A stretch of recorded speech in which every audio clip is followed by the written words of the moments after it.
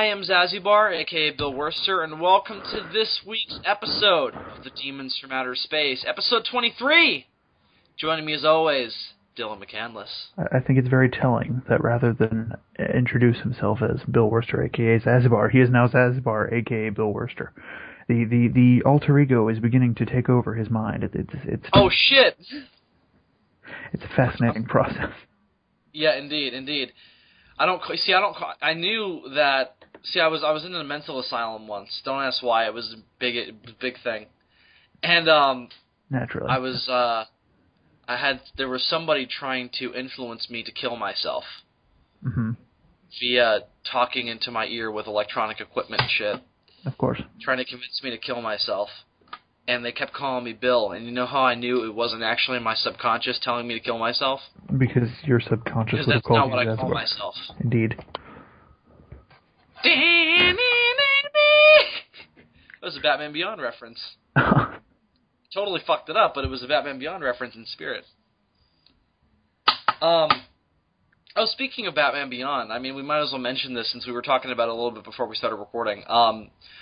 There were two animated Batman 75th anniversary shorts that came out, what was it, 2 weeks ago now? Yeah, 2 weeks ago. Mm-hmm. One of which was by Bruce Timm, which was kind of a retro Batman kind of animated thing. It was kind of based on the very, very early Batman comics, where it was like the 40s, like, Batman killed people and Batman's costume looked weird, and the 40s Batman. But done in the style of TAS. No, I think the animation was a little bit different. I mean, it looked it kind of, you could tell it was still Bruce Timm, but it was a different Batman. Well, naturally, it's going to look different because time has passed, and animation just looks different these days. But overall, it was drawn in the same style as TAS. And it was like, what, 4 minutes maybe? Yeah, something like that. Yeah. It wasn't long. Yeah, it involved Doctor Strange, very short. Dr. Hugo Strange and Solomon Grundy. Right, I always forget to say the first name, not the magician from Marvel. Yeah, I always forget about the two. I'm like, it's Hugo Strange and this Doctor Strange is a different character. Yeah, it's Hugo Strange and Solomon Grundy, who actually didn't start off in Batman. He's not even really technically a Batman villain. No, they just threw him in there because he's more of he started off as a Green Lantern villain. Mm-hmm. And then doesn't he? I mean, his origin always lied in Gotham City. Doesn't he battle Flash sometimes or something? Yeah, Flash he was a villain of, but he's more of a Superman villain actually. He's fought Superman a lot more than anybody else. Well, you know that Grundy, he gets around. Yeah, indeed. But I mean, nowadays, if you ask everybody, most of them will say he's a Batman villain because he's been in all the Batman cartoons recently. And obviously he was in Arkham City and was awesome. Mm-hmm. Then Darwin, I really enjoyed the Bruce Timm one. I thought it was, I felt like it was a little bit underdeveloped in a way. Mm-hmm. Because nobody said, like, I don't know, I felt like it was missing something. Right. It just kind of felt like, here's Batman fighting these dudes, and we're never going to explain why. And I guess that's the point. It's not supposed to be a story. It's supposed to be a little vignette, a tribute. Right. But at the same time, I feel like it didn't use its time as efficiently as the second one. Right. Like if you, I don't know, a good point of comparison might be the Superman short that came out for that anniversary. Oh, which was amazing. Well, which was last year, correct? Yeah, last year, Superman 75th. Yeah. Which, how is it?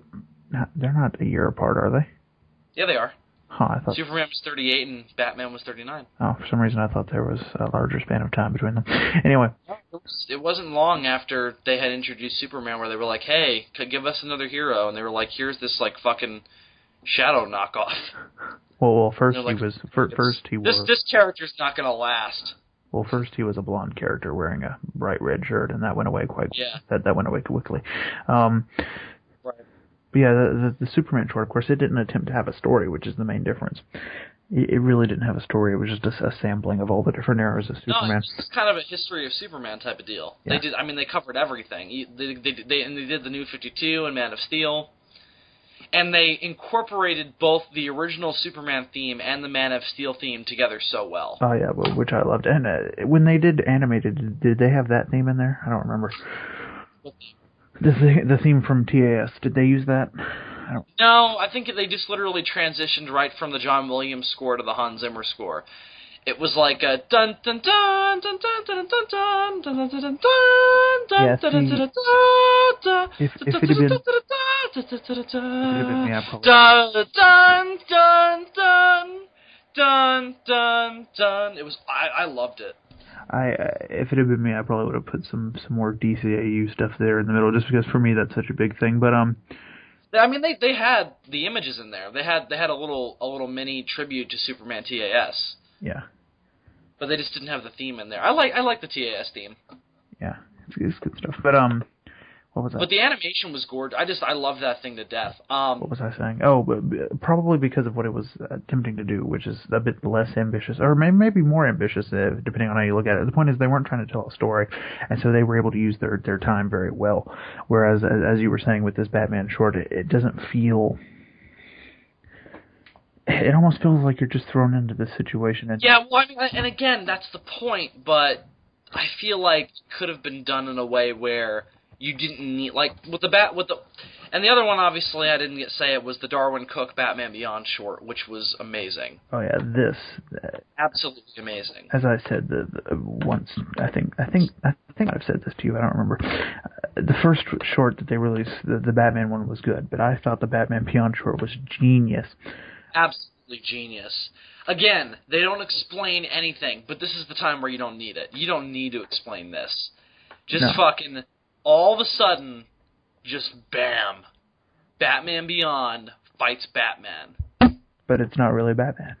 Yeah, it's a robot, and Bruce is like, just kill it if it's a robot. And then they're like, what was that thing? And it's like, I don't know. But whoever it was isn't done. And he's like, oh no. Turn around, bunch of different versions of Batman. Oh yeah, you to see Batman '89 animated. That was in there. I don't know. Did they have any Christian Bale in there?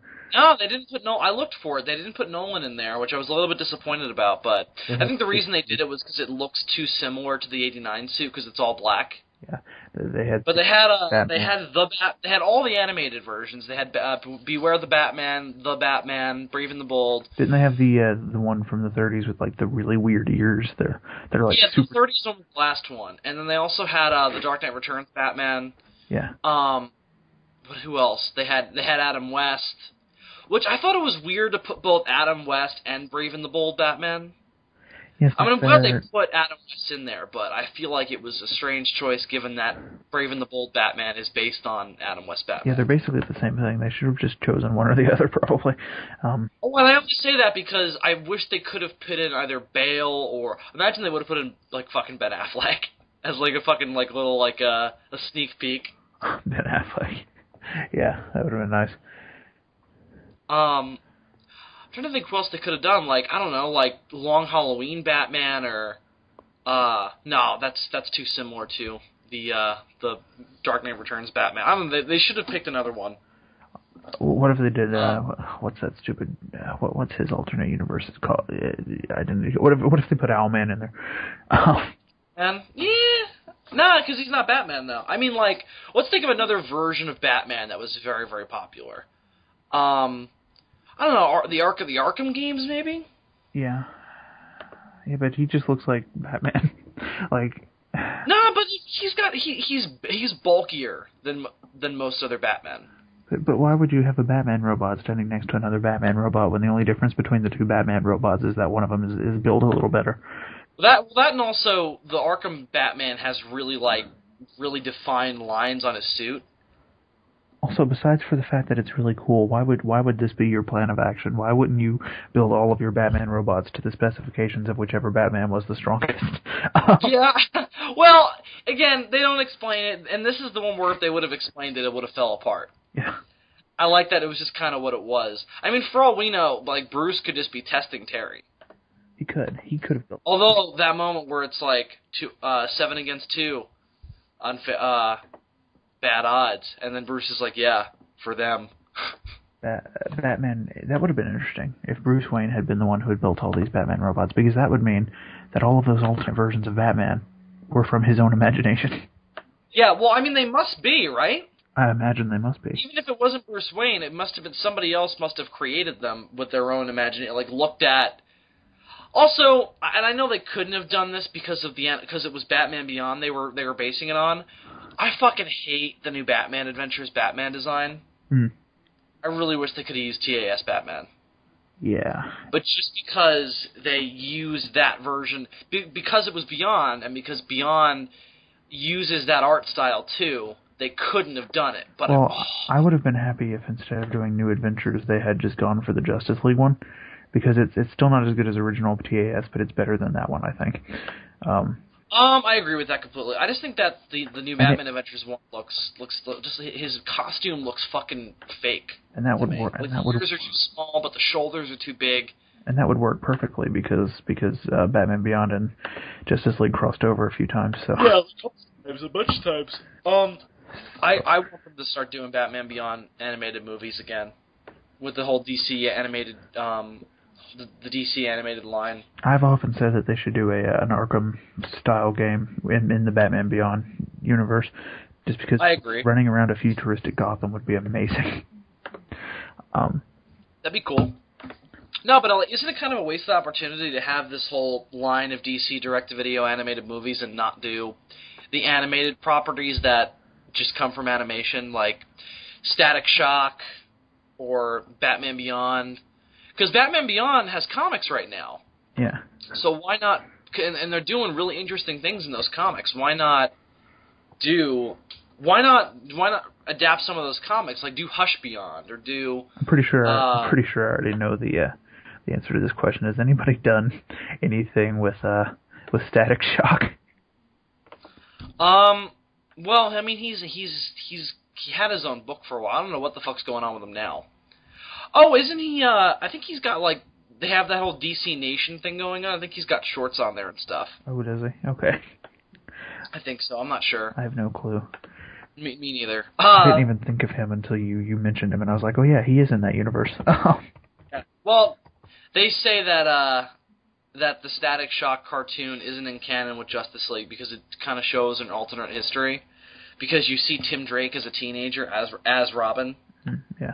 Which obviously Batman Beyond Return of the Joker says is not possible. When I was a kid, I never watched Static Shock consistently. I would just catch an episode every now and then, so I had no idea it was even supposed to be DCAU affiliated until they did that episode. Me neither. And then all of a sudden I saw this trailer one day for a bunch of the episodes. And they showed Superman, they showed Batman Beyond, they showed Batman, and I was like, how can you do Batman and Batman Beyond with the same guy, with him as the same age? One day I'm watching TV as a kid, and I think, like, I don't know, Yu-Gi-Oh! Or something had just gone off, and the next thing I know, Static Shock is, like, with the Justice League fighting Brainiac, and I'm like, what? Yeah. They did a great episode where he crossed over with Jon Stewart. And I love me some Jon Stewart. Indeed. And they did, it was awesome. Really interesting. Superman the Animated Series also kind of contradicts Justice League a little bit. Because they kind of do alternate versions of characters they did in Justice League later. Obviously, Brainiac, Darkseid, all the villains are the same. But they do Aquaman and they do Green Lantern in Superman TAS. Yeah. But they do Kyle Rayner Green Lantern, and they do classic Aquaman. Yeah, which he clearly is. And then when you get to Justice League, they did Peter David Aquaman, and they did Jon Stewart. Now they show that Kyle Rayner is still a Green Lantern. He's just not on World during Justice League, but I still thought it was weird for Superman TAS to do that, and then Justice League kind of contradict it. Well, then there's only two ways to reconcile this. Either they both take place in alternate continuities, and some of the events just happen to be the same in the Justice League universe, or the episodes that contradict Justice League are not actually canon. Well, I imagine that it was just a whole... And the problem is not so much that Aquaman looks different, it's more of... He's a completely different character. Superman acts like he's never met him before. Yeah, that's the other big thing, is that nobody in the Justice League knows that this guy exists, or like that there's... Yeah, but Superman fought with him not that long ago, so... I mean, the whole him looking different can be explained by he looks different. I mean, there's an Atlantis, and they have no idea that that's kind of a problem. That's really the only issue. I can get past the Kyle Rayner thing just because they're different Green Lanterns. So and they canonicize Kyle later on in the series, but why no? Where the fuck is Hal during all this? He had his turn. I don't know. They show him later on, but it looks like he's in an alternate universe. Where I'm like, well, is there a Hal Jordan in the Justice League universe? Yeah, I'm surprised they didn't do... I guess they just didn't care enough about it or have the funding, but I'm surprised they didn't try to, like... They should have done a Green Lantern animated series back then, too, and had him in that. I mean, they did that recently. Yeah, they did that recently, but I'm saying in the Timverse. Yeah, I agree. But I mean, they delve into the Green Lantern stuff, or at least the Green Lantern stuff the way it was at that time. Obviously, the universe has changed a lot these days. When they get to Justice League with the Manhunters and all that good stuff. Yeah, they developed the universe quite well in Justice League. That two-parter is excellent, where Jon Stewart's on trial. Yeah. And the Justice League comes to defend him. That's an excellent two-parter. Did you prefer the way that Justice League did it, where every episode was a two-parter, or did you prefer the Justice League Unlimited way of everything being, or not everything, but most of the episodes being just one 30-minute episode? They did a lot of two-parters in Unlimited too, but you're right. Everything in the original Justice League was a two-part. Yeah, Justice League Unlimited goes like a regular TV show. Most of the episodes are. It depends. I feel like a lot of the times it was necessary because they were telling these giant stories with a lot of different things going on. Mm-hmm. But I feel like sometimes they were stretching it out. Well, the pros and the cons here are, like you said, sometimes it feels like they're stretching it out. But in Justice League, they were able to tell more complicated stories most of the time because everything was a two-parter. But at the same time, you also got less stories. And there was more than that, there was also the problem of, like you said, feeling like they stretched out too long sometimes, or not everything needs to be an hour. Like, did we really need a two-parter giving us the origin of Metamorpho? Not really. I really don't think so. Did we need a two-parter about fucking Etrigan teaming up with the Justice League to fight a demon? Not really. They did an excellent job in Superman TAS, the episode where they introduced Metallo. You could have done that for Metamorpho, and it wouldn't have been a problem. Metallo's first episode in Superman TAS is amazing, especially since they did the same thing they did with Two-Face in Batman TAS. They already had him established in the series, and then they had set him up earlier in the series when Superman first appears, and they've already established that him and Superman have an antagonistic relationship. Mm-hmm. And then he gets sick, gets the Metallo body, and then is programmed by Lex Luthor to fight Superman. And all that great stuff where he's like, I can't feel anymore. Yeah, exactly. He's like, he literally just grabs a woman and makes out with her, and he says, I literally feel nothing. Do you know how much that sucks? And Lex is like, but I gave you life. And he's like, I don't want this life. I think Superman TAS is underrated. I think it's amazing. Yeah, it's definitely not as good as Batman TAS, but it's got a lot more duds, but it is just really a really good version of Superman. I have been rewatching both recently, and I enjoy Superman TAS more now than I did as a child. My big problem with Superman TAS that I had when I was a child was like, in Batman, when you watch Batman, there's a possibility that he might lose, even though you know he won't. But it's conceivable. And then you watch Superman, you're like, yeah, he's just gonna rip that thing in half. Well, the bigger problem is they didn't give him enough big threats. Like, what are the best parts of Superman TAS? When he's fighting Brainiac and when he's fighting Darkseid. Well, they're always watching Superman fight like robbers is not interesting. They're always having to think of a way, and one of the problems is Superman has such a smaller rogues gallery than Batman. For this very reason, because it's hard to think of villains who are a good match for him. They always have to find a way to weaken him. Like, you have Metallo has Metallo has the kryptonite heart. Parasite is Parasite. I hate Parasite in Superman TAS. I think he's so poorly done. I also don't like Livewire that much either. She comes off a bit annoying. she's just not a Superman villain to me. She's more of like she's either a Batman villain or she's more of like... It's interesting you say that, because there's an episode where, like... Yeah, where they cross over with Batgirl and the new Batman Batgirl Adventures. and Supergirl fight Livewire and, who the fuck was it? Harley Quinn, maybe? Yeah, it was Harley Quinn and Poison Ivy. Yeah. The three of them, yeah, that's right. Right. Because that's when... I think it was called Girls' Night Out or something. It was Batgirl, Supergirl, Poison Ivy, Harley Quinn, and Livewire. The only interesting thing about Livewire was you had this girl who was going on pirate radio just complaining about how much she hated Superman. Yeah. And then she ends up turning into Livewire because of her hatred for Superman. And she blames him, but she kind of likes what she's become. I think I also really like the way they write Superman and Superman TAS, because they don't just make him he's not a Boy Scout in Superman TAS. He's a lot more real than that. And I like that they make Clark Kent kind of selfish. Yeah. Or not kind of selfish, but very a smart ass. Because to me, the way you do Clark Kent in modern times, you can never do the whole bumbling idiot thing like Christopher Reeve did in the original series. Because he did it brilliantly, and we don't need it anymore. Now that we're going to get this normal Clark Kent in the Man of Steel continuity, I think the way you do the dynamic is you make Clark Kent really like a talker and incredibly like a smart ass and all that stuff. You make him he won't shut the fuck up and he won't stop, talking and just using his words. And then you have Superman be the man of action, a man of few words. Yeah, Superman obviously has to be more stoic than that.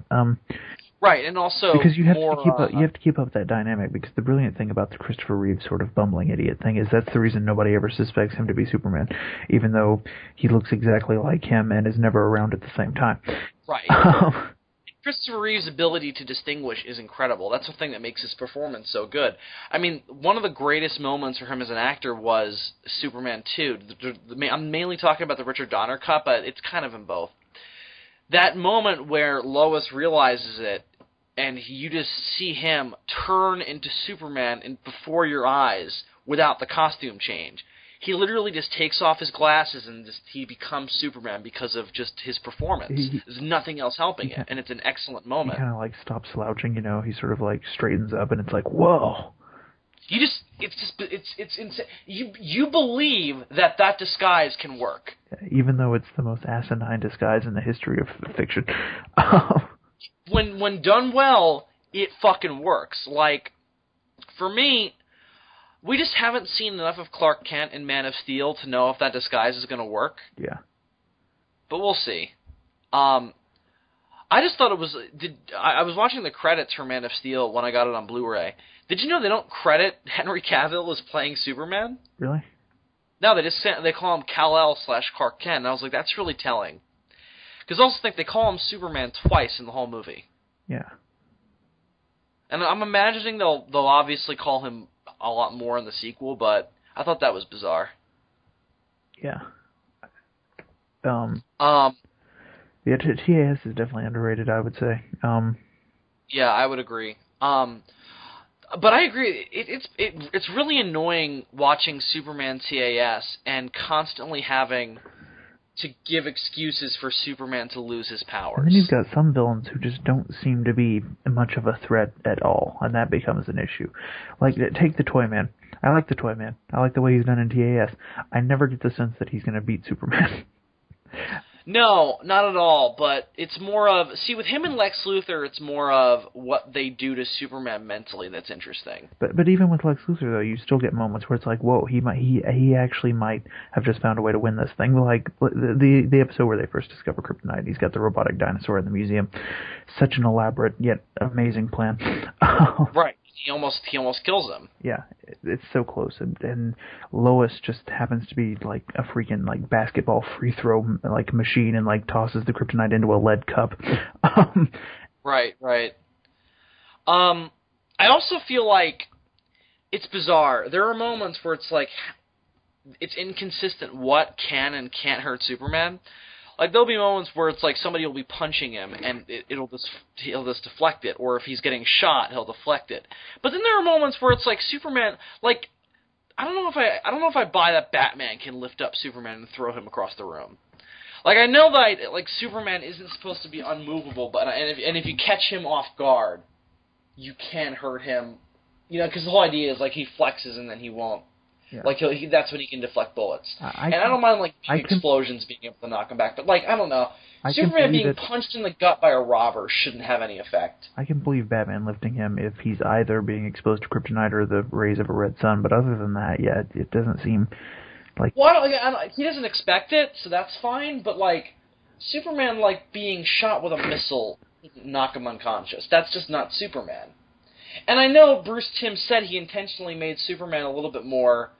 He based it a little bit more on the original Superman, where he's not invincible, but... and I'm fine with that. I prefer a Superman who's not completely invincible, to be honest, it's more of a problem in Justice League, especially in the first season, with how much they had to weaken Superman. Yeah, it's nuts. It's like, you don't have to do this. You just gotta write in threat. And I know it makes writing harder, but it's worth the effort, I think. Yeah. You either just gotta write a threat that can preoccupy him, or a threat that can weaken him, or for some reason just have him not be there and explain why he's not there at that moment. Right. You just have to think this stuff through. Right, exactly. Subplots. Like the episode where they go to Apocalypse and they're fighting with Darkseid against Brainiac. That's genius. Mm-hmm. Because you've got Superman's most powerful enemies in the same place at the same time, fighting each other. Yeah. And you really get to see him use his power as well, and you get to see Superman just be Superman. I love the end of Season 2 of Unlimited, also the reveal that Lex Luthor and Brainiac were sharing a body, and that whole the whole Cadmus. Which has kind of always been the idea in the comics and in every version of Superman, that they've kind of always leaned off each other. I also love the idea of Lex injecting himself with kryptonite, so that way Superman can't come near him. Yeah. And he dies of kryptonite cancer. Yeah, that was a great idea, too. That was amazing. The other thing that Unlimited did that I really liked was that they used the whole Superman might go bad thing to its advantage. But what was good about this version of Superman was that him and Batman had a long-standing relationship already. Oh, yeah. So, when they're arguing, it's not the same as, like, when they're arguing in Justice League War. I hate Justice League War. Well, it's not even the same as when other characters are arguing. If the Flash is having an argument with the Green Lantern, it doesn't have the same kind of weight as Batman and Superman arguing. Because they haven't known each other that long. Batman and Superman have known each other and been friends for years. Well, not only have they not known each other that long, but the audience hasn't known them that long. With Batman and Superman, they've each got animated series with like 4 seasons each. They've each you have World's Finest. You have a bunch of crossovers in Superman TAS with Batman, and in Batman, in the new Batman Adventures, they had the episode where Supergirl came into it. They never had Superman show up, but so you're used to those two things being together, and you're used to those characters. But when like I said, if the Flash is having an argument with Green Lantern, it's like, okay, you don't take a side. Like with Superman and Batman, it's like, holy shit. Those two are fighting. That's a problem. Because they're also these two huge personalities going head-to-head. Oh, yeah. Like, that's why everybody loves to see Batman and Superman together. Because they're basically the same person, but with completely different outlooks on life. Because think about it. Both of them, parents are dead. One of them's entire planet is dead. Right. But both of them, and I think that what the circumstances were changed their outlook. Superman really doesn't have a connection to Krypton. Right. Since we're in TAS. Other than that's where I came from. Well, since we're in that's where my birth parents were. Since we're in TAS continuity, the only thing he knows about Krypton comes from that recording of his mom and dad that was in the 3-parter at the beginning. And, right, and then what he learns from Brainiac later on. Yeah, the orb that he got from Brainiac, which that's actually one of my other complaints with TAS. I wish that the first 3-parter hadn't had as much Brainiac in it, or hadn't revealed him to be a bad guy at that point, because then it kind of ruins the reveal in the episode with Brainiac, which is other. I I liked the idea of Brainiac being involved in the destruction of Krypton. I just wish they had showed that later, like in flashback or something. Like, instead of doing it the way they did it, you could have done the Brainiac story where he shows up at Earth. You could have expanded it and maybe made it a two-parter. And part of have him almost show up as an ally, and then Superman realizes that he's the one who destroyed Krypton. Yeah, because that scene where he goes into the thing and he touches all the orbs and he finds out that he's been destroying this planet would be a great reveal if I didn't already know that this guy was evil. That's true.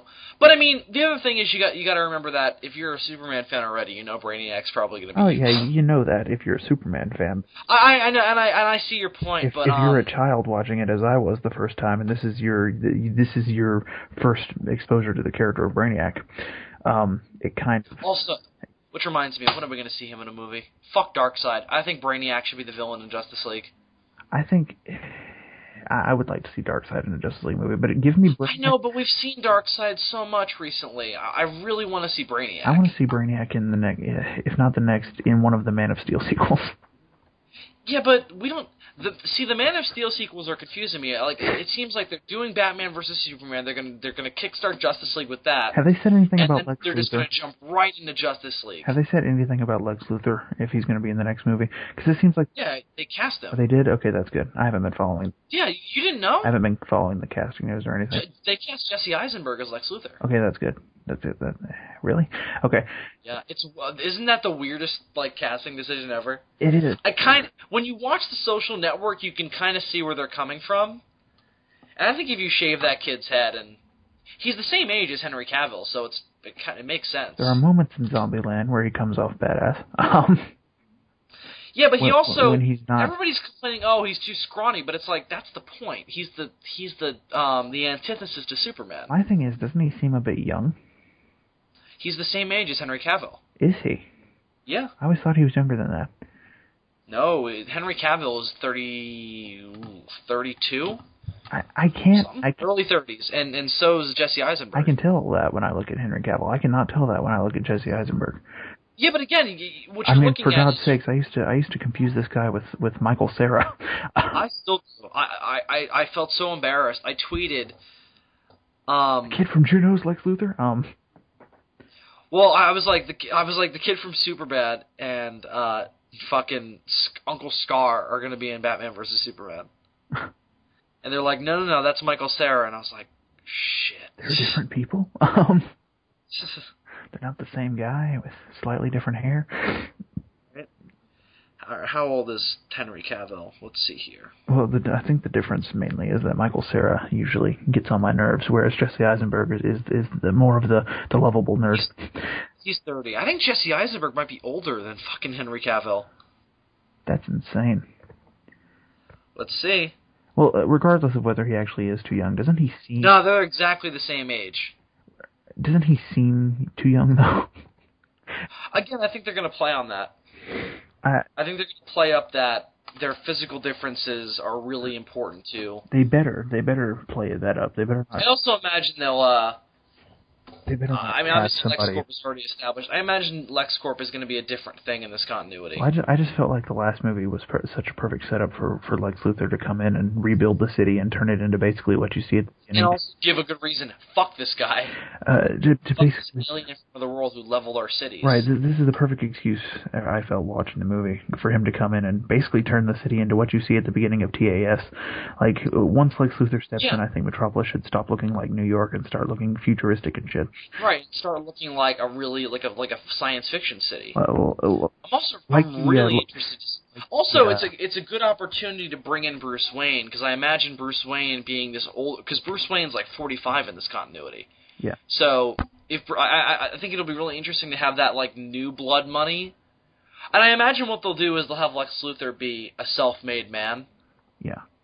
And they'll have Bruce Wayne be the antithesis of, I just got my money from my parents. And the responsibility of using that money and wealth and what you do with it. Lex Luthor's all about you build up power, and you just try to become powerful. It's all about control, and Bruce Wayne is more of, it's not so much about who's in power as helping people. Bruce Wayne's more of, you spend your money to dress up as a giant bat. You just listen, stop spending your money to build green robot suits and spend it instead to build Batman costumes. Dress up like a flying rodent. which is scientifically incorrect. And but I'm Batman, so it's okay. yeah, because I'm Batman. Right. And go fight crime, Lex Luthor, or in your case, start crime. No. Right. But I say that because we know that it's called LexCorp in this continuity, not LuthorCorp. Right. And the reason why that makes a difference is because if it's LuthorCorp, that means that Lex's father, Lionel, can have something to do with it. Yeah. But because it's called LexCorp, that pretty much cements that he started the company. I always prefer the name LexCorp. LuthorCorp sounds stupid. It really does. It's the dumbest name I've ever. I always thought that it made sense for Lex Luthor to be a self-made man. Yeah, he strikes me as a self-made man. I don't know if I could ever see him being poor, but he definitely had to have started out like lower middle class or upper. No, I mean the whole idea is that he killed his parents in a fucking apartment fire, and then he killed them because he felt like they were weighing him down. So then he raised himself out of the slums as a self-made man. But where did he get his obsession with real estate? Well, that's a different version of Lex Luthor. I know. That was like Gene Hackman's Lex Luthor is bizarre because it's like this weird cross between because it was a transitional period. They were transitioning from the original mad scientist to the more of the contemporary kind of corporate tycoon Lex Luthor. So you've got Hackman who's in the middle and he still has hair and it's interesting. And then you have Kevin Spacey playing Gene Hackman playing Lex Luthor. Right. Which is easily the best thing about that movie. Yeah. Say what you want about Man of Steel, but you cannot tell me it's not a million times better than Superman Returns. I mean, I'll watch Superman Returns for Kevin Spacey. So long. Just skip to his parts. True. I do it. He's the performance is amazing. Yeah, it is pretty awesome. I love the part, especially at the beginning, where he hands the little girl the wig, and he's like, "You can keep this. The rest is mine." You've shown me pleasures I've never known before, Lex. And I was like, "Ew." Ew, he fucked an old lady. Ew. Well, you know. You know, a moment from Superman Returns always horrified me as a child. The part where you learned that he fucked an old lady. No, because I didn't understand that. What horrified me was they go back to that old lady's house way later on in the movie, and you just see the fucking dog eating the other dog. Oh, yeah. I thought that was so unnecessary, just this horrifying, grotesque moment, where I was like, this is a fucking Superman movie! Directed by Bryan Singer. That is so that is so uncool. But don't you agree? Like, this is a movie that, and I get that it's a little bit more for adults because it's based on an older Superman. But come on, man, it's Superman. Can you imagine a dog eating another dog in the Reeves movies? No, you cannot. No, not even. I mean, what's the most? Okay, the Man of Steel is a fairly dark movie. It's a dark interpretation of Superman. It's realistic, but like there's nothing of like that morbid, like fucking grotesque moment that's supposed to be funny. I just think it's really inappropriate for that movie. And the weird thing is, and also the biggest crime is it's not fucking funny. It's just gross. And the weird thing is that could happen in Man of Steel, and it still wouldn't be funny, but it would make more sense. Like if no, it wouldn't. What are you crazy? They wouldn't have done the Man of Steel because it would have been weird and out of place. Just imagine, you know, it's the aftermath. The city's destroyed. Them stray dogs, they're hungry. They're eating each other. Oh, okay, that's different. But I mean, like, and if they had shown like dead animals, that would have been different because that's like it's a realistic consequence of. What I'm saying, it wouldn't have made sense from a story perspective, and there would have been nowhere to put it. What I'm saying is that from a tone perspective. Oh, yeah, absolutely.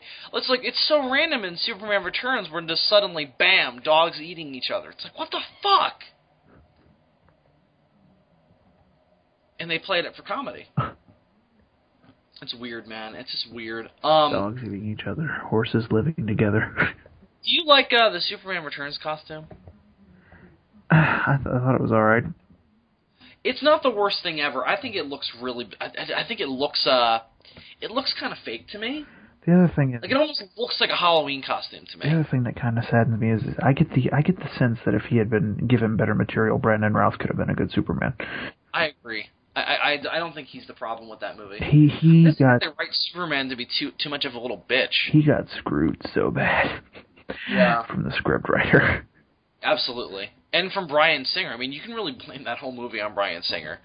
Because he was the one where it's like, yeah, we're not going to reboot Superman. We're going to do a sequel to Superman 2 and just kind of do 2 hours of tribute to Richard Donner. Oh, dude, Bryan Singer, you fucked Brandon Routh good.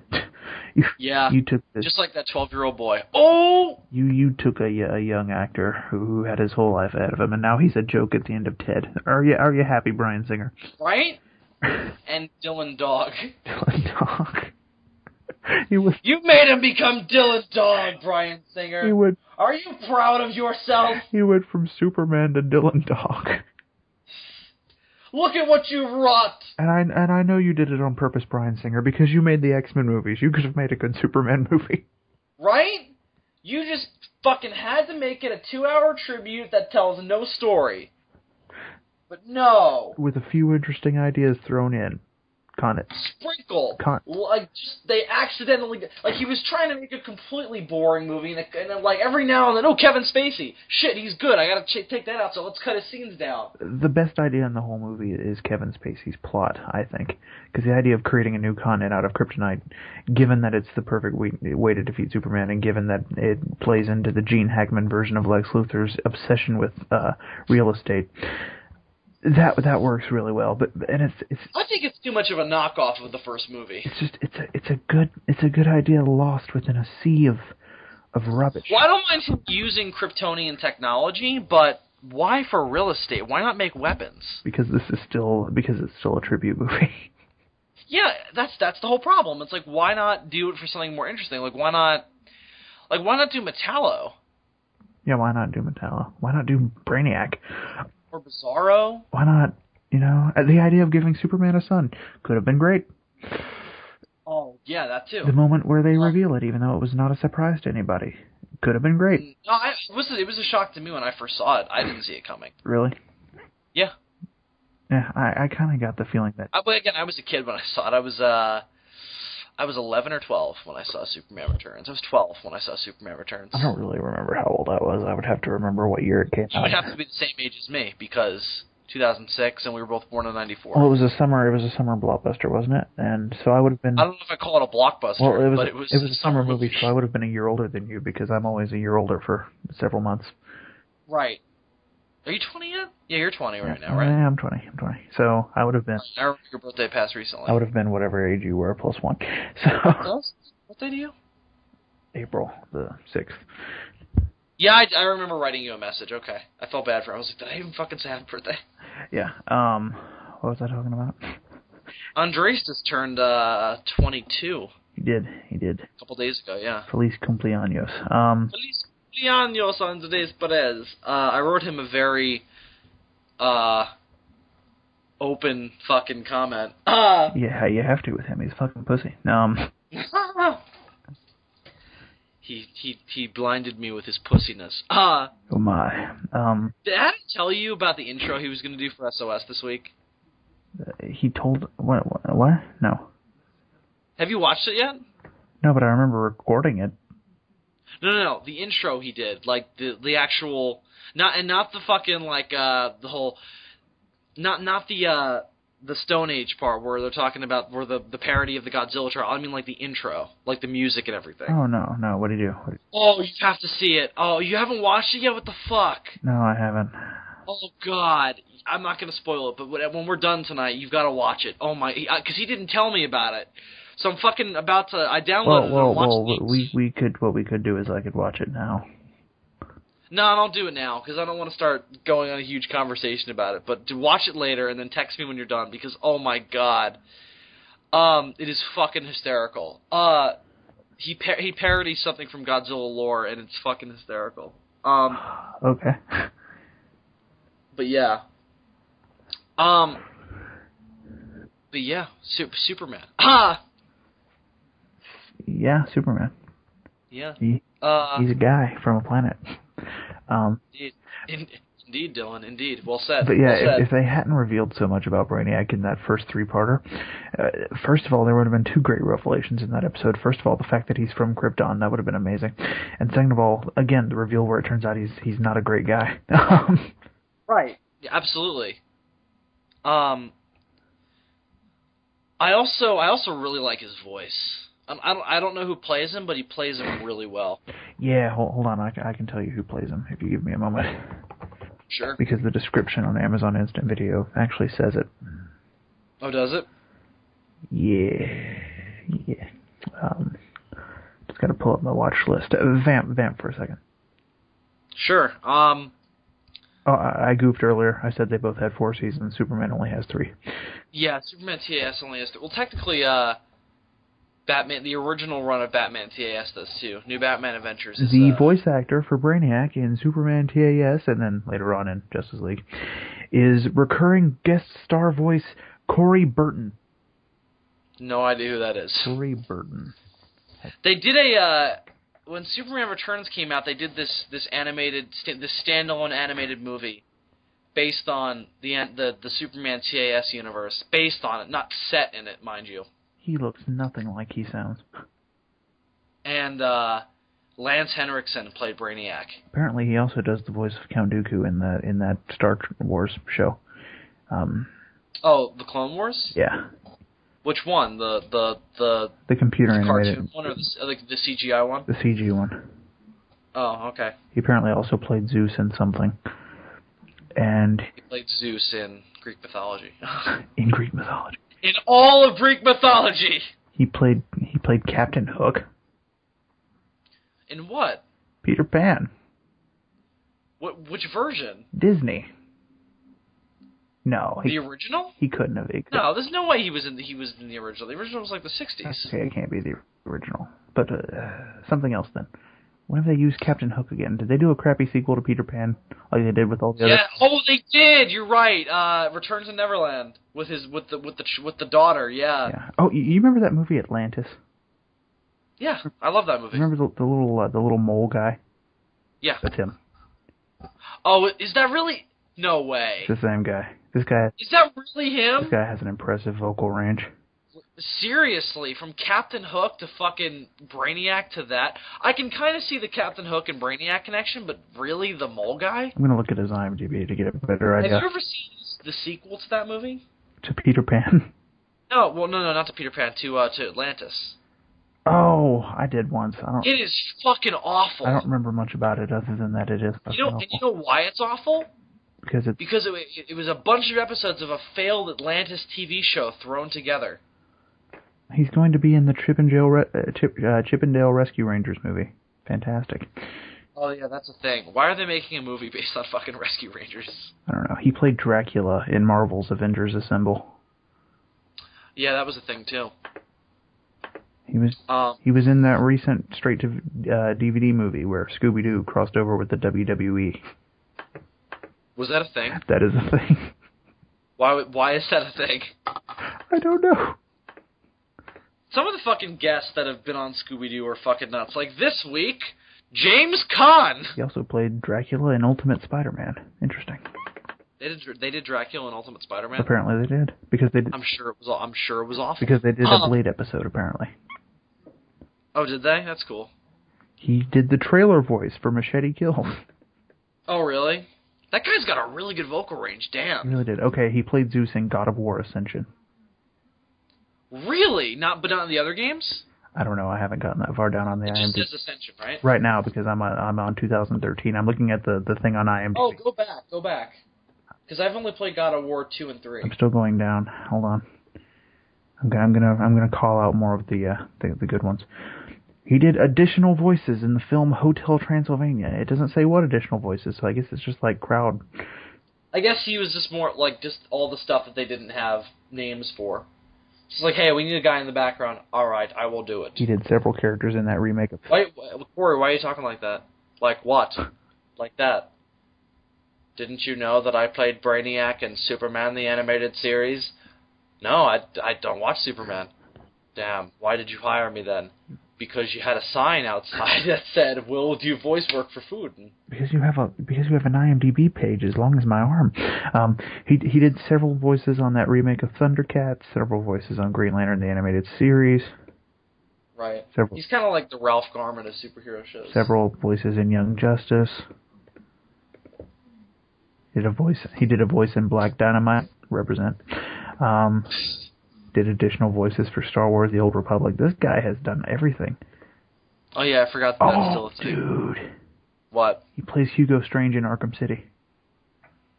What? Yep. Really? Yep. He does have an impressive vocal range. And oh, you know what? What? Go to 2011. He definitely played Zeus in God of War 3 because him and Hugo Strange have the same fucking voice. I'm looking at 2011 and I don't even see God of War 3 popping up. Are you sure that was the year? It might have been 2010. It's hold on. Yeah, God of War 3, 2010. Yeah, he was in God of War 3. He was the narrator in the A-Team. They had a narrator in the A-Team movie? Apparently they did. I do not remember that. Was it just over the trailer? It could be. I don't remember. Oh. I didn't see the A-Team He played movie. Brainiac again in DC Universe Online. Did you see the A-Team movie? I did once, but I don't remember much about it. Do you remember liking it? I remember thinking it was alright. But the guy that got to play BA has nothing on Mr. T. Obviously. That's the one role where it's like, you're really going to recast that? He played Captain Marvel and Solomon Grundy in Superman, Batman, Public Enemies. Really? Yes. Weird. He did several voices in Transformers Animated. So we don't like him that much anymore. No, I'm kidding. He was in The Emperor's New School.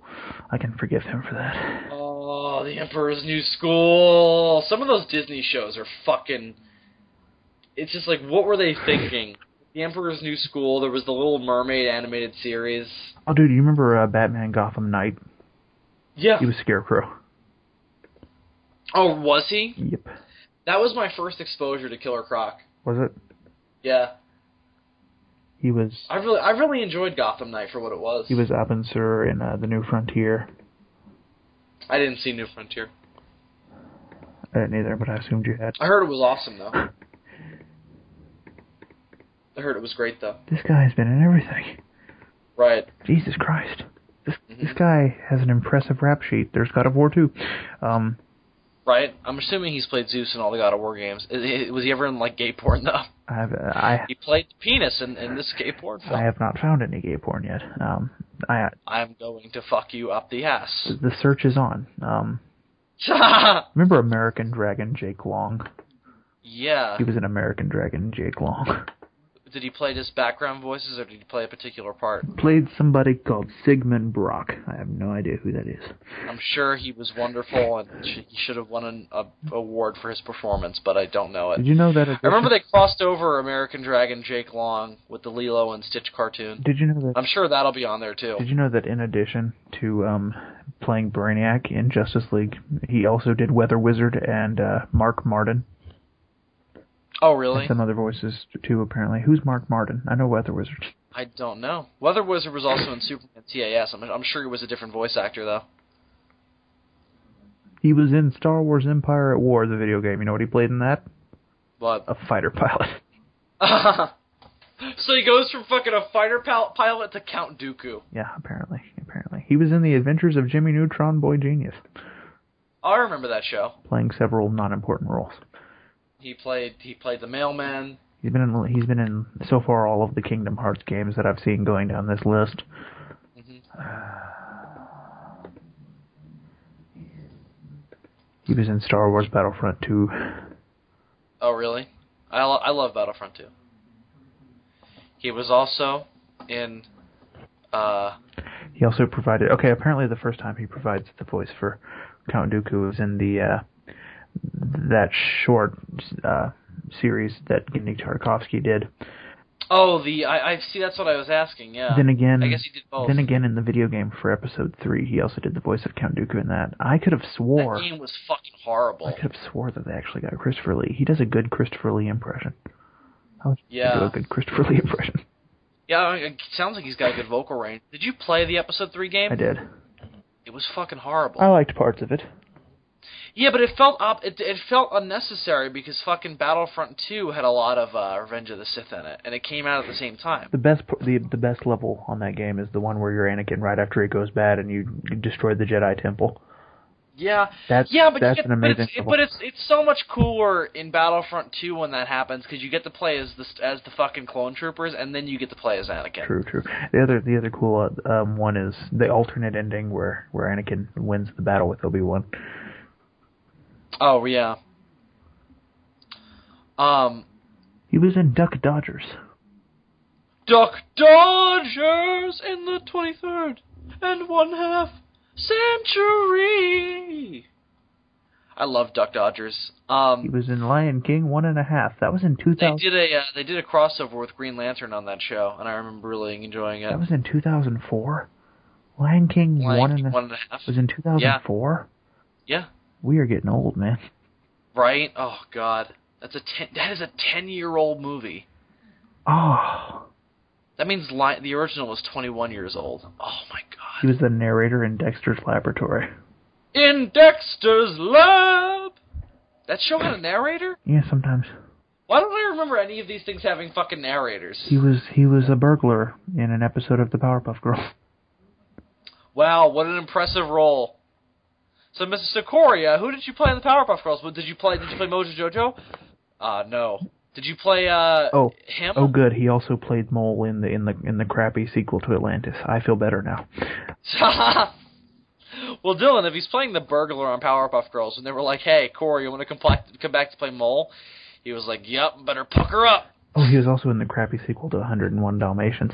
And the best part is they don't even credit who he was. He was just in it. He doesn't even remember. He was high, drunk, and stupid when he took the role of 102 Dalmatians. It just says that he was a voice, and it doesn't even say just voice. It's voice in parentheses. He was a voice. He passed by the studio one day and spit at the fucking studio, and we got it on recording, and that's the audio that's in the movie. Holy crap, I was wrong. Actually, the first time he did Count Dooku's voice was in Star Wars Bounty Hunter. Wow. It was a long time ago then. Holy crap, I'm wrong again. There was another game from 2002 called Star Wars The Clone Wars that I don't remember. He was in Treasure Planet.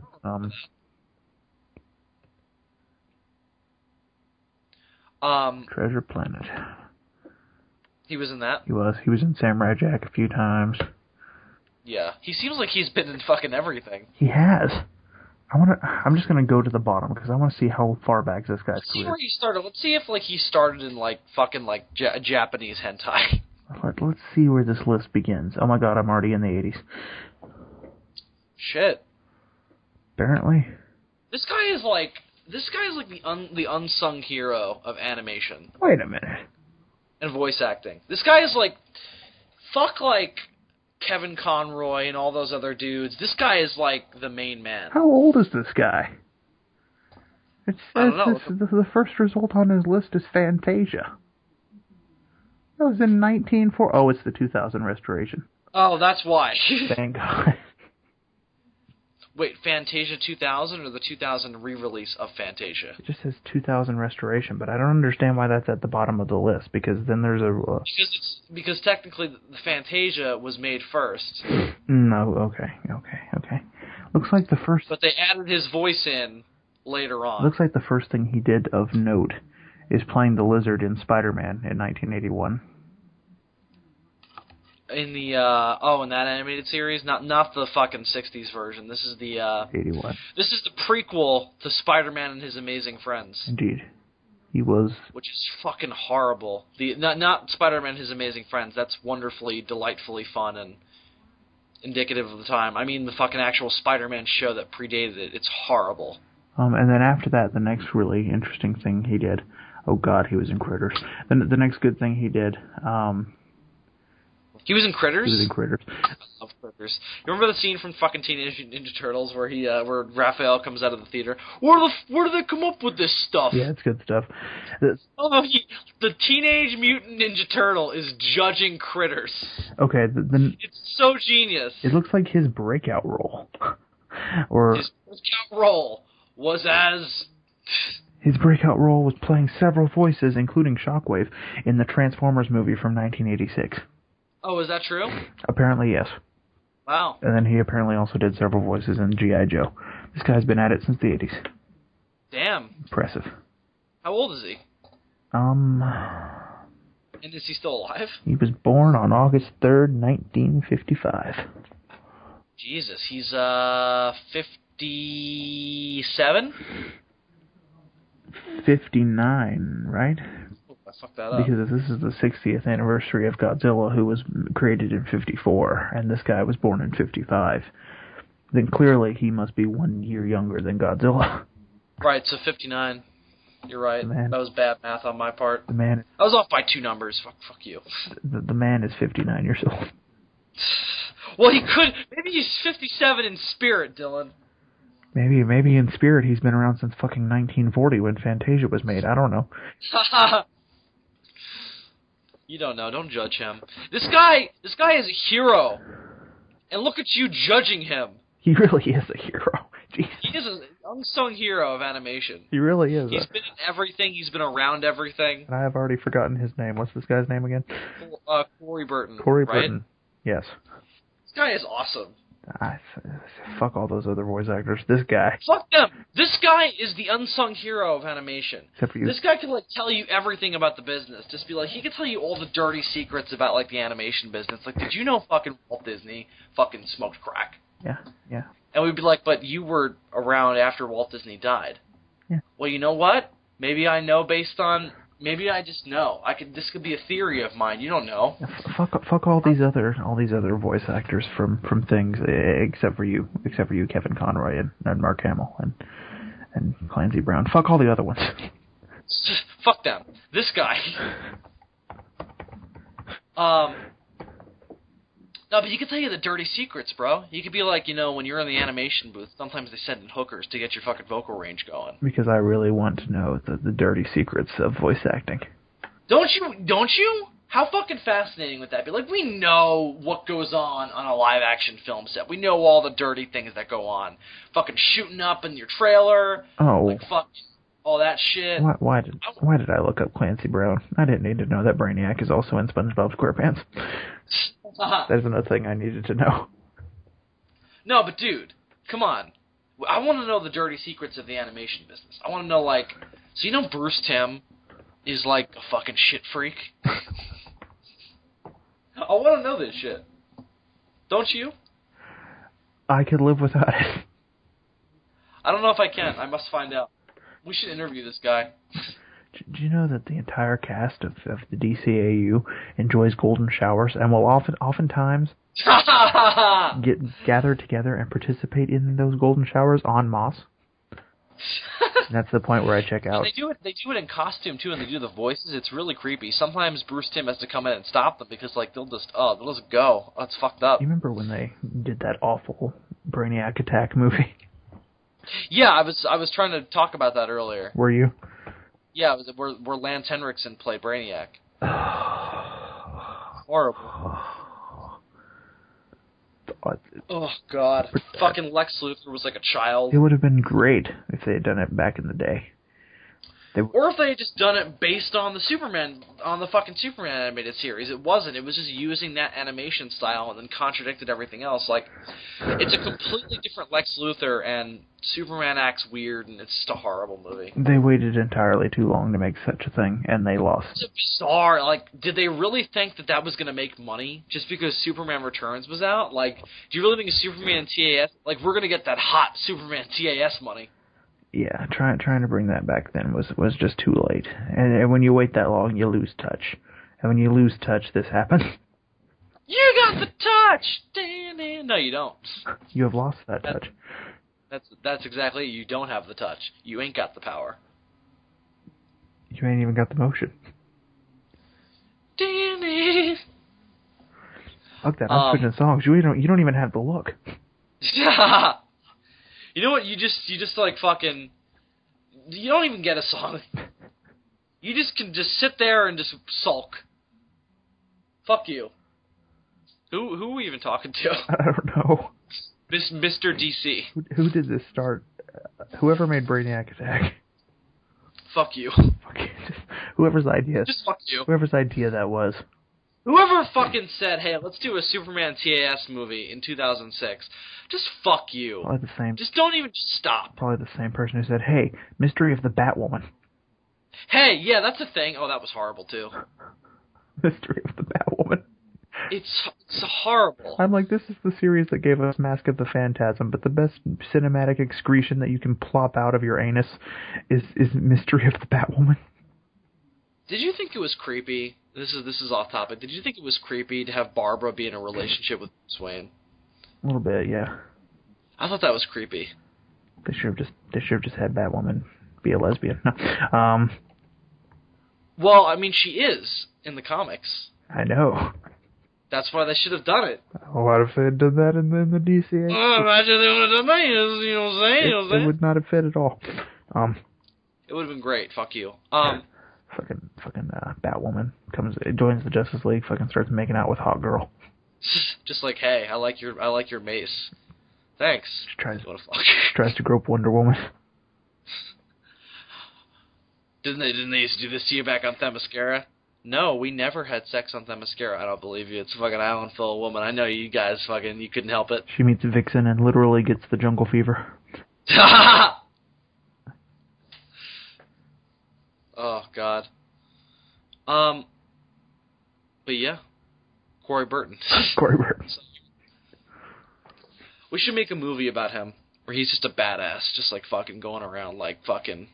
A movie about the life of famed voice actor Corey Burton. We have to do like an exaggerated, like fictionalized version. Like I'm not interested in the reality of his life. I'm sure he led a very interesting life, but I want to turn his life into like a fucking like... Motherfucker's still alive, I think. I'm sure he led a great life, but he's over 60 years old, so clearly it's over now. I'm sure he led a great life. He's like, I'm still alive. I'm sure he had a great life.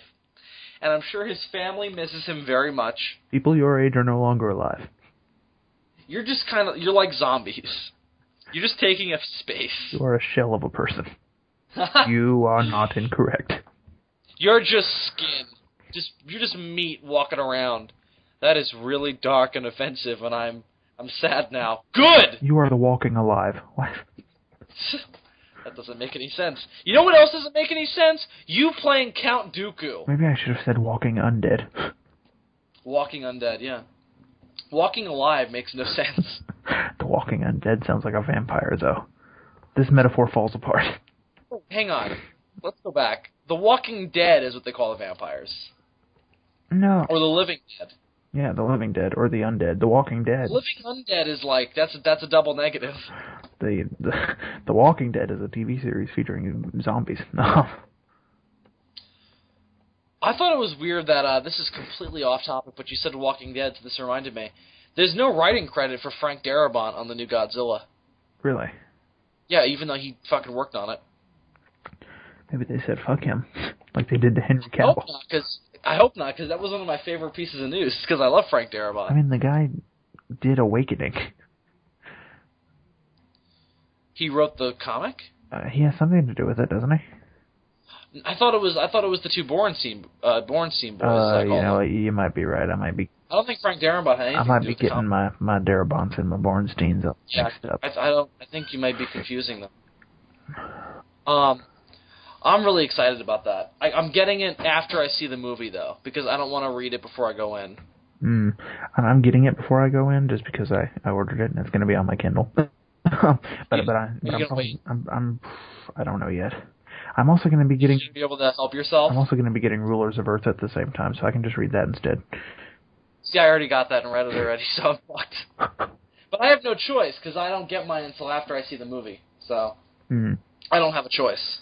Right, I will have... But it's going to be cool, because I'll get to fucking read it, and then I'll get to go see it again, with bearing that book in mind. I will have to deal with the temptation. Here's what I do. Here's what I think Awakening is going to be in a sensical universe. In a universe where we have this ability to expand universes with comic books and with digital medium. With what I've read, I'm pretty sure Awakening is just going into greater detail about the events of 1954. That's what I'm thinking. Is it just going to be everything before the movie opens? Like, we literally do all the history of this universe, including Godzilla. Which makes me think, is it just like a battle campaign between the U.S. and Japanese military fighting Godzilla in the Pacific in the 50s. Because I read the announcement. You know how when they announce one of these projects, they'll give a brief description that doesn't really spoil anything, but just sort of gives you an idea. From that, I was getting the impression that this is going to actually detail the events of 1954. Right. Which will be explained, but only really hinted at in the movie itself. Is that what they've said? Or that's what I'm guessing. I mean, I hope that they go into a little more detail than that, because not everybody's going to read the comic. I know, but what I'm saying is they can't obsess over it in the movie when they've got all this other stuff. No, you're right. Well, the other thing is they've got a lot of fucking... Well, and I was also glad, because they were talking about only making it an hour and a half long, and I was like, you're fucking insane. Based on that trailer, you cannot tell that story in an hour and a half. You got to go more. So I think their final runtime is 2 hours in like 9 minutes or something. Until the legendary Godzilla becomes a superhero and starts fighting giant robot space chickens, I don't want any hour-and-a-half movie. Yeah, I want... And I know Godzilla movies have classically always been under 2 hours, but just based on how big this movie looks, I don't know if you can tell this story in an hour and a half. Maybe you can. I mean, maybe that would be more impressive, but I don't know. I'm also spending $20 to go see this movie, so I want to get fucking my money's worth. Right, yeah. Because I'm seeing it in IMAX 3D, unfortunately. Not unfortunately for the IMAX, unfortunately for the 3D. Indeed, I'm just going to see it in a regular theater. I prefer to get the... I was gonna, but all my friends were like, "What? If we're gonna have like this big party, why not go all the way and see it on an IMAX screen?" And I was like, "Because then we're gonna also have to see it in 3D." Yeah. And they were like, "Do you really hate 3D that much?" And I was like, "Yes." My thing is, the first time I watch a movie, I prefer to have the classical experience. Again, I'm not being picky about it because I'm gonna see it again the next day. Right. Normal. So I don't really mind. I might be seeing it again the next day as well, actually. I'm going 3 days in a row. First day I'm going with my Five Towns friends, and we're gonna have the party, midnight opening. Next day I'm taking my mother as a Mother's Day present, and then Saturday's the big day. I'm going with Nicola. And I'm going with a friend of mine who you may know by the name of, Mr. Adam Noyce. Nope, never heard of him. What were we talking about? What? What were we talking about? I don't know, but Adam's coming down to check out Five Towns, and we're going to go see Godzilla. Can you still hear me? I had words, and they're gone. Can you still hear me? Yeah. Oh, okay. Here's something that you, because I don't think I've gotten any, or heard you say anything about this. Have you heard about this thing with Takarada? Yeah, where they cut him out of the movie. Yeah. What do you think of that? Yeah, it's disappointing. I mean, the movie's already 2 hours long. You can't have Takarada. Right. It's like, why not? And how long is it? Is he like a full role? I mean, I'm wondering, his cameo can't be bigger than, "Hello, I'm Akira Takarada. I was in the original Godzilla," and then cut away. It can't be anything more than that. You don't do, I don't know. It's just bizarre to me. Yeah, it makes me wonder. Like, of all the things they could have cut, that's what they decided to cut. I mean, maybe it was just a situation where it wasn't him. They just felt like the scene itself wasn't working or something. Which here's the thing. I'm not one of these gods. Like, there are people who are legitimately offended by this. Like, this is they're talking about boycotting the movie, and I'm like, dude, that is not. There's a petition. I signed it. To put his scene back in the movie, which I like the gesture, but my point is, you're not going to change anything. The movie's coming out. No, they're not going to change it. It's not going to happen. happen. Coming out in 2 weeks. Yeah, it's not going to happen. And they've said that it's done. They've already sent it out and everything, so there's no way. I mean, put the scene on the DVD and the Blu-ray. Give me a. It'll definitely be on the DVD, so I don't mind. Gareth Edwards, you get us. Just give me the scene in some form or fashion. Yeah, I mean, I'd like to see it, but it's not like that. If that's going to ruin the movie for you, calm down. I mean, this is probably the same people who almost boycotted the movie because they didn't like Defeat. I don't like Defeat either. It's not going to keep me from seeing the movie. No, it's like it's such a small portion, and not to say like, oh, fuck Akira Takarada, Godzilla doesn't need him. His cameo would have been a big deal for me. Like, that would have been like, oh shit, there he is. But I don't know. Did they fully cut him, or did they just make it shorter? They fully cut him, right? From what I'm gathering, he was cut. I don't get it. I don't understand why they would do that. He didn't make the cut. He's been let go. They're not picking up his options. They're going in a different direction. Why would they cut it? I'm trying to think of reasons. Like, I'm assuming, you know what it might be? I mean, sometimes they cut scenes just because it's like it's not working or it's interrupting the flow of the movie or something. Maybe that's it. Maybe it's not him. Maybe it's just the scene itself wasn't working. Do you think maybe they cut it for tone reasons? Like maybe it's in the middle of a really, and I've heard this like they've already started press screenings and people are saying it plays just like the trailers. It's very, very dark and serious, and it can be fun, but the fun does not come from like Pacific Rim or Avengers. Yeah, type maybe kind of they're fun. worried about what I call the Stan Lee effect, where Yeah, because when Stan Lee pops into a Marvel movie, you're immediately taken out of it, you're and it watching works for the Marvel movies. you're But watching a serious ass Marvel movie, like one of the ones that are more serious, like Winter Soldier, and then all of a sudden Stan Lee pops up, and everybody in the audience either like laughs or claps or woots or hoots or something, and it's like it detracts from it kind of. well, it just takes you out of, and it's not necessarily a bad thing, and it's kind of it works with the Marvel movies because they're very much so, you know. I mean, they take themselves seriously, but it's a lot more of like a fun kind of comic book experience. So Yeah, so maybe they're worried about the Stan Lee effect. but this is like, but they're talking about like how this is like Godzilla the documentary. So But the problem is, maybe they were worried like, if they're worried about the Stan Lee effect, though, the thing is, it's Akira Takarada. You know, he's yeah, he's but well known. Godzilla fans are gonna know though. He's well known to the Godzilla fans, but you've got a large other audience that's not really Godzilla fans that are going to the movie that you wouldn't have that problem with. Do you think that's also part of what I imagine? That's also part of why they cut it. Like I imagine I imagine Legendary was like, are we really gonna linger on this when like maybe like 30% of the audience is gonna get the reference? I mean, To me, it would have been a statement to keep it, where it's like we're such big Godzilla fans and we're catering this movie so much for Godzilla fans that we're gonna leave it in. yeah. But in a world where you've got to cut something, and this is a reboot to Godzilla that's going to be marketed to a mass audience, maybe it's not the biggest crime ever. I can kind of see it, but Because the thing with Stan Lee is he's a household name. Stan Lee pops up in the movie and people fucking clap. People stand up in the theater sometimes. I've seen it happen. right. And also, Stan Lee is the guy who created that whole universe. Stan Lee is like the god of Marvel. We all Exactly. bow to him. Mm-hmm. Him and Jack. It's different when it's like, because I mean, Akira Takarada was in a lot of Godzilla movies, yes, but he's not associated. He's not like the biggest part of Godzilla. He's not the god of the Godzilla universe. That would go more to like Ashiro Honda. If Ashiro Honda was still alive. Ashiro Honda or Tomoyuki Tanaka or Eiji Sakurai were still alive, obviously you got to give them cameos. Right. It's I imagine Yoshimitsu then you would Bano- really get the Stan Lee effect, where it's like, you are a god and I have sacrificed lambs to you. But with Akira Takarada, like, yeah, and so is Akira Takarada, but it's not the same thing. like right. he's a great actor, whatever. You know.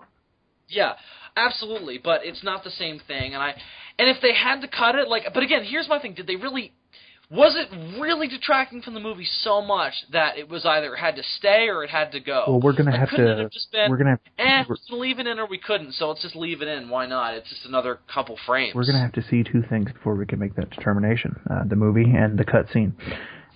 Because You're right. We'll have to take the tone of the scene into consideration against the tone of the movie and decide for ourselves whether we think that it really wasn't working. And I'm sure Takarada didn't mind. I'm sure he was very gracious about it. You know, whatever. I imagine. He's a classy guy, so I imagine that he wasn't like, "What the fuck." Great guy, that Takarada. Kind of guy. Yeah, I've heard nothing but positive things about him with fans and everything. Kind of guy you want to grill out with.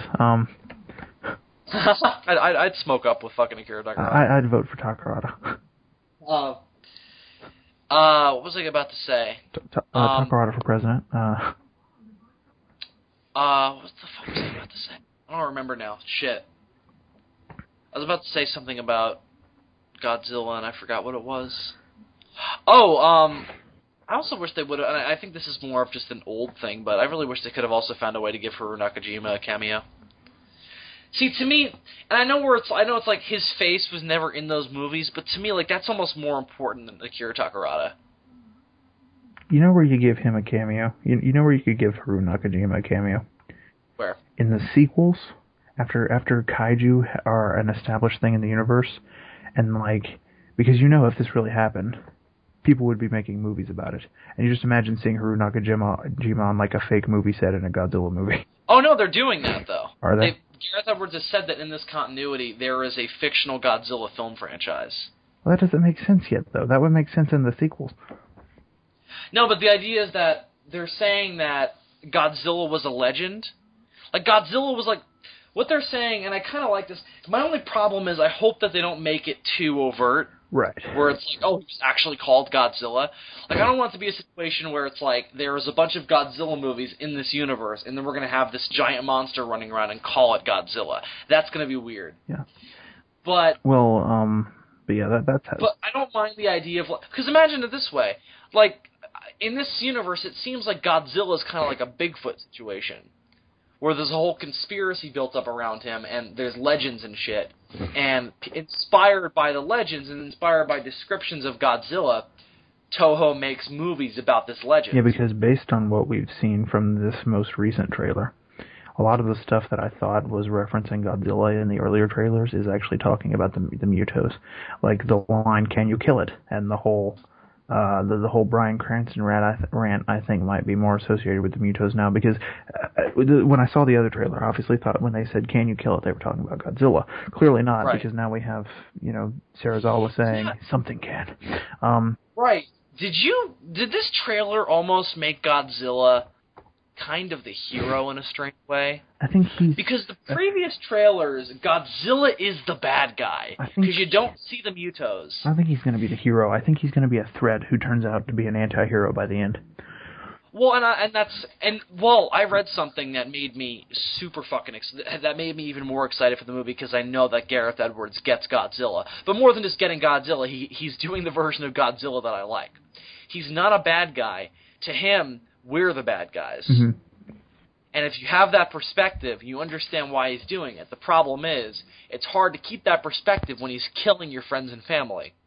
Yeah, I mean, clearly they've got the characterization for Godzilla right and down. I mean, but my worry did you now... see the video of Andy Serkis talking about the characterization?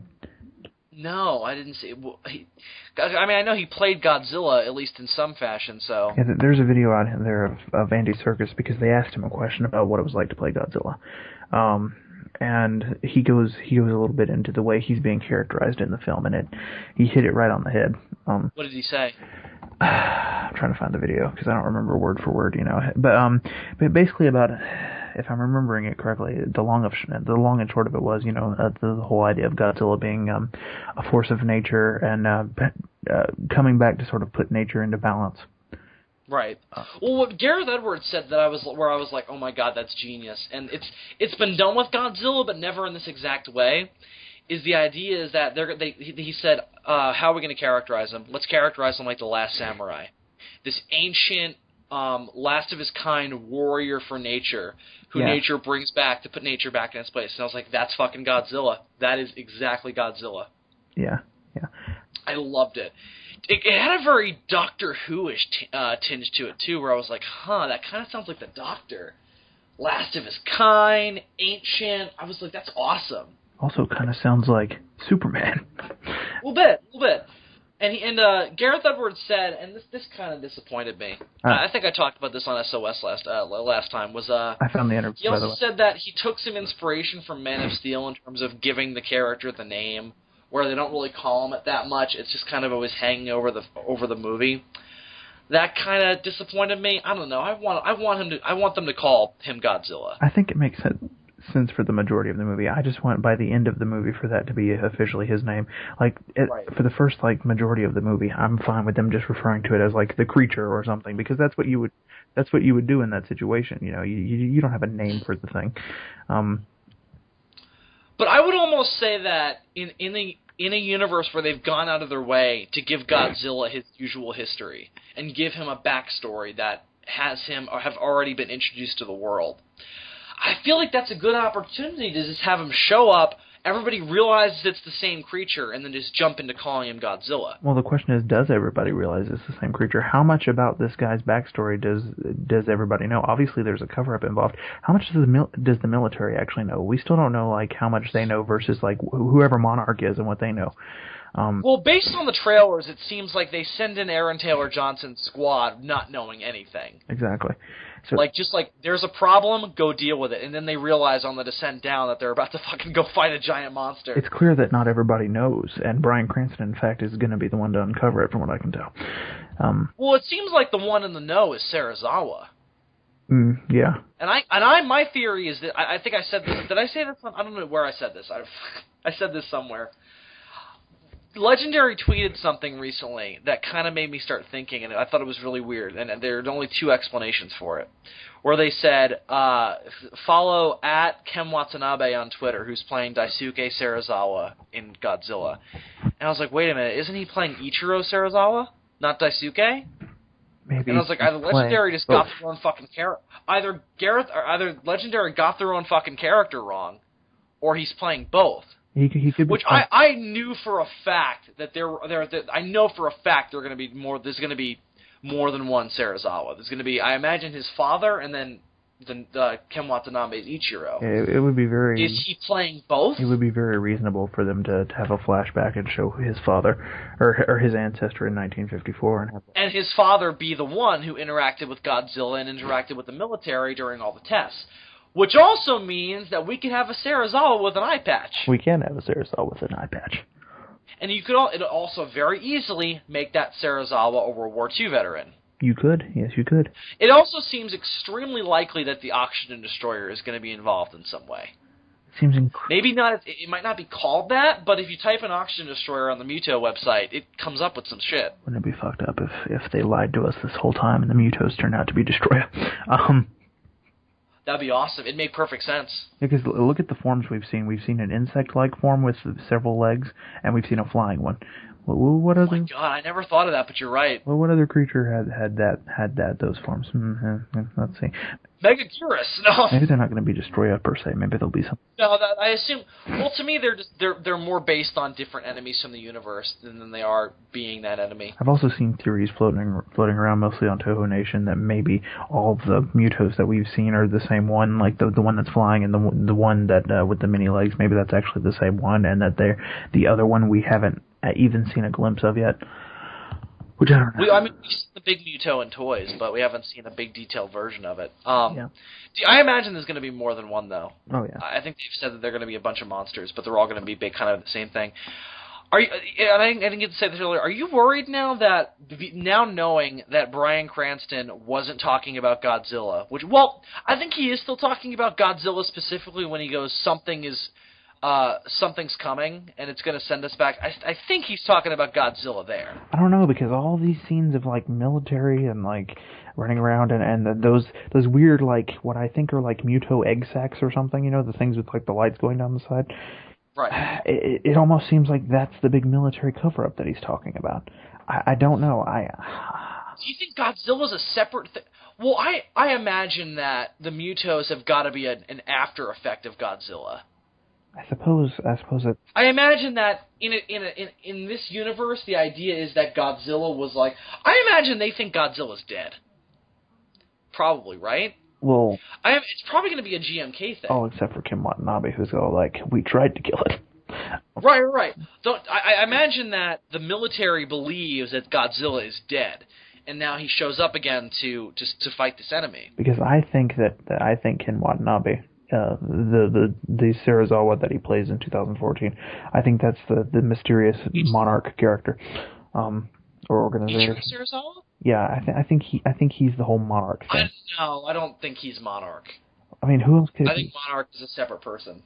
But I mean, who else could it be? Akira Takarada, motherfucker! No, now we know that's not true. Yeah, it's definitely not Akira Takarada. Well, I don't think it's monarch. Well, also, are these creatures even going to be called Mutos? I don't know. What is this word that's been going on? Ha, Muto. What is that? Wasn't that a shoe watch fucking thing? Wasn't that a joke they made, like the Jewish Godzilla? No, I've seen. No, they were making fun of the name, but I've seen the actual. I've seen it's HOKMUTO. I've seen it somewhere. I mean, it makes sense maybe because we know it's an organization, but I imagine it kind of makes sense if the monsters are named after the organization. It's a fine name. Well, we know that Muto is a military acronym, so the fact that it's the name for the monster and the organization can work just fine. Mm-hmm. And Gorzard told me what the acronym stood for one time, but I have no idea. Don't tell me. I don't remember. Hasn't he read a leaked script or something? Yeah, he knows all about it, that motherfucker. What's wrong with him? He can't help it. What the fuck is wrong with him? I don't get him. It's these scientists. They can't help it. They say they're for us, but what they really want is to take over the world. Take over the world! Yeah! Now, before we go killing people, we'd better be damn sure we know what we're killing them about! Before we go killing Gorazard, we had better make damn sure that he really read a leaked script. That he's really... What? What? Following in his grandfather's footsteps. What? Oh, footsteps! It's these internet pirates. They can't help it. I'm gonna watch this Andy Serkis thing. How long is it? It's like a minute and something. Oh, okay. I'm gonna watch it then. Let's watch it together. Okay, hold on. I'm gonna have to pull it back up then. Let's watch it together, Dylan. Let's watch it together. Let's experience the magic. The magic of asshole rats. The magic of Andy Serkis. Oh god, I think there's gonna be a commercial. Alright, I'll play the commercial. Let me know when you get to the video. I'm playing the commercial right now, and then I'm gonna pause it at 000. Let me know when you are there. Let me know when you are there! Oh my god, why won't this ad end? It's catching up. Okay, I am there. I am at 0.00. I am there, my Führer! Are you there as well? I am not there yet. Oh. Well, how are we supposed to annex Poland? I don't know! I don't know, the Führer. We will annex Poland and kill He-Man. To kill He-Man! Alright, ready? Annex Poland to kill He-Man? Yes. Because He-Man is Polish? We will kill He-Man by annexing Poland. Because He-Man is Polish. Because it turns out that He-Man's life force is tied to Poland. And if you Are you ready? And if you kill Poland, if you kill Poland, you kill He-Man. Oh my god, I'm so fucking ready! That's awesome. I love that. He's got it so right. You know what, Dylan, you know what I really like about that? What really strikes me well? His beard. Andy Serkis has an amazing beard. Well, yes, but more than that, I love the idea of Godzilla, and I said this earlier, but I'm going to say it again. I love the idea of Godzilla being both the good guy and the bad guy. Mm-hmm. He's destroying us, but that's only because we're destroying the world. Indeed. It's a really good device for a Godzilla movie. It's a really good way to characterize Godzilla, where you've got this title... Because Godzilla's always been weird. You love Godzilla, but at the same time, Godzilla's killing people. So it's like, in most things, that would make him a villain. But the only his thing... motivations are just so... His motivations make it where it's more complex than that. The only thing about it that kind of worries me is the way he describes it. It almost sounds like they're going for an environmental message. I think that should definitely be a part of it. Like, I do think that that's inherently part of what Godzilla is, especially in today versus 1954. But at the same time, I don't want that to overbear. I imagine that they're not going to beat us over the head with it. It's just something that's always been inherently in the background of the character's history. Yeah. As long as we don't get smog monster syndrome. No, I doubt we will. I think it's just kind of inherent. I also imagine that that they seem to be playing it up as much more of a character thing than more of an allegory thing. And they've said that this movie's going to have allegory in it, but I doubt it's going to be like Godzilla. I imagine that aspect of it is going to be more of character motivation than actually being part of the message. Also, it seems to me like there are a lot more of humanity actually. It doesn't seem to be so much pollution as fucking around with nature. Yeah. That would make more... using this insane power, creating these monstrosities, and then not expecting the consequences of it. Godzilla has always very much so been the consequence of humanity playing around with nature. If Godzilla... That makes more sense, because if Godzilla is a climate change issue, then he wouldn't have popped back up in 1954.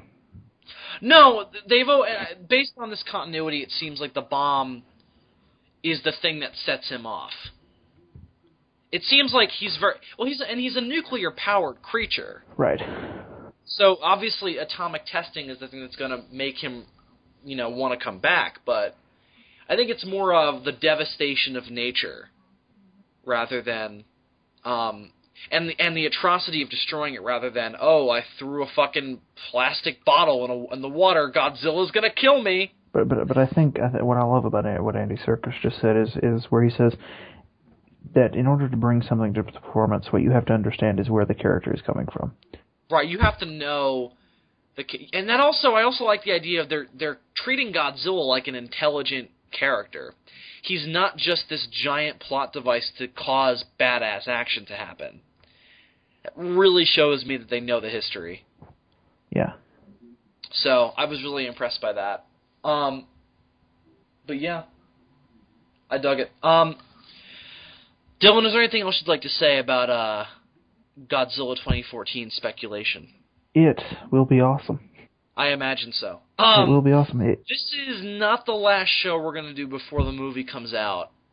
Oh, this is kind of a given, but we're obviously not going to be able to do the show the week after next, because right. This is the midnight opening. Are you going to the midnight opening? Well, we don't have midnight openings because of that shit in Colorado. Oh, right. Well, technically, I'm not going to a midnight. I'm going to a 10 p.m. show. Yeah, mine's called the midnight opening. Mine, for some reason, I have no idea why my theater did this. My showing is at 7 o'clock.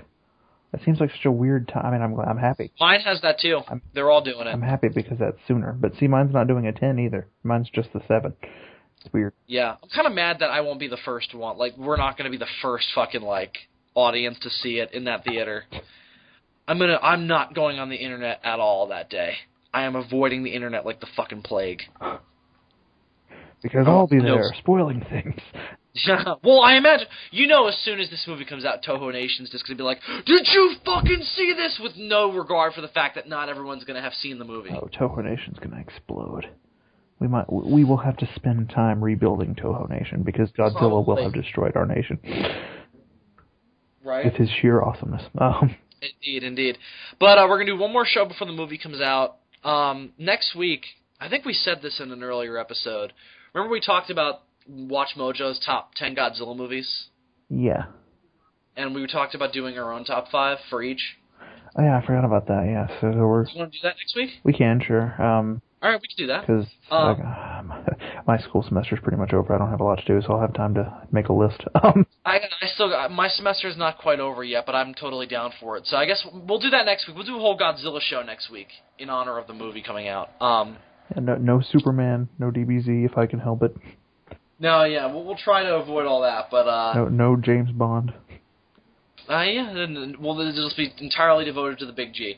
So we'll do that next week. We'll do our top 5 Godzilla movies. If you're lucky, we'll go an entire episode without mentioning Doctor Who. I know.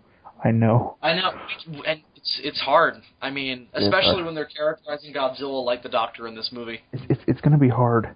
It's going to be hard the next time we do a World War G. You know why? Because Adam hates when we bring up Doctor Who because he has no idea what we're talking about. And now he's the only member of SOS who's not a Who fan. Well, has Andre said I'm a Whovian now? He's pretty into it. He's already right. I don't know how many episodes he's down in New Who, but he's already gone back and started watching some of the classic stuff, which if I was him I would have waited until I watched all the rest of it. But whatever.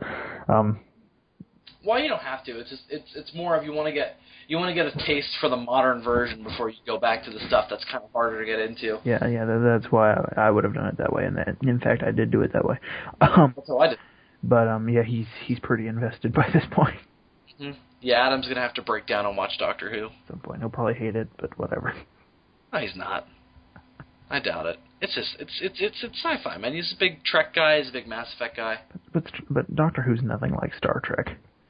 No, that's true. But I mean, and the Doctor is like, I don't know. Star Trek is like super sci-fi. It's like all plot heavy and shit. So is Doctor Who. Yeah, but so much of Doctor Who is not. Like, Doctor Who's weird because it's different. It just depends on the episode you're watching. I feel like it's a show that he would like certain episodes maybe, if he was in the right mindset, and completely hate others. Yeah. I don't know. It's hard to read sometimes what he likes and what he doesn't like. I know. He's a complicated soul. Like before he watched Attack on Titan, me and Gorzard actually had a disagreement where I thought he would like it and Gorzard didn't think he would like it. Yeah. Turns out he liked it. I don't know. Who is one of those things you got to at least give a shot just because of how fucking big it is in pop culture? How popular it is, yeah. Especially, you know, I think it's just good science. It's just good television, man. It's good writing, and the Doctor is obviously an amazing character. So, you know. Well, Dylan, let's wrap up. So that was this week's episode of the Demons from Outer Space. Obviously, again, next week we're going to do our top 5 Godzilla movies thing, and we'll do a whole Big G show. Sorry if this episode wasn't very high-rolling in the laughter side of things. I'm really fucking tired, so I wasn't really... Yeah, you are. Yeah, you fucking... Dylan knows. So I wasn't really feeling...